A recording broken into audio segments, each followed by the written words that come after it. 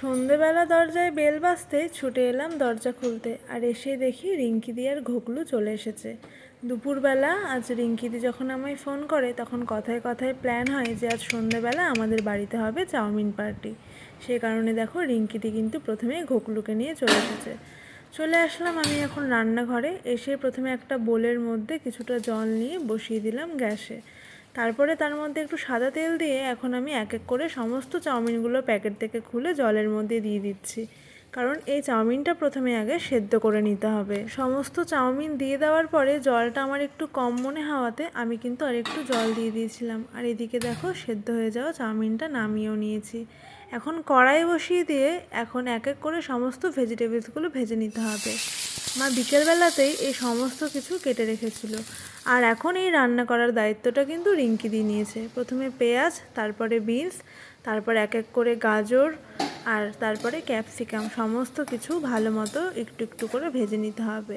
বাড়িতে যখনই চাউমিন বানানো হয় না কেন সবসময় কিন্তু মাই বানিয়ে থাকে, তাই আজ আমার এটা ফার্স্ট টাইম চাউমিন বানানো। যদিও আমি একা নয়, এখানে কিন্তু রিঙ্কিদিই বেশিরভাগটা করেছিল।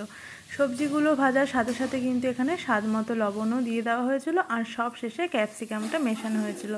এদিকে সবজিগুলো ভাজা হতে থাক, আরেক সাইডে কড়াই বসিয়ে দিয়ে ডিমগুলো এক এক করে দিয়ে ফেটিয়ে নেওয়া হচ্ছিল, কারণ আমরা চাউমিনে এই ডিমটা অ্যাড করব। আর এখন মনে হচ্ছিল যদি একটু চিকেন থাকতো তবে হয়তো রান্নাটা আরও বেশ জমে যেত। নেই তো কি হয়েছে, যা আছে তাই দিয়েই হবে আজকে আমাদের খাওয়া দাওয়া।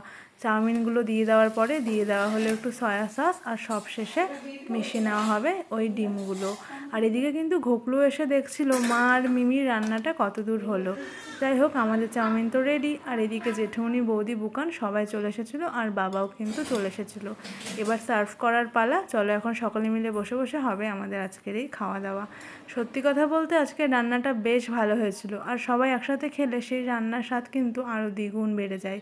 তো আজকের এই ভিডিওটা তোমাদের কেমন লাগলো অবশ্যই জানিও। ভালো লাগলে ফলো করে দিও আর সাবস্ক্রাইব করে দিও। টাটা।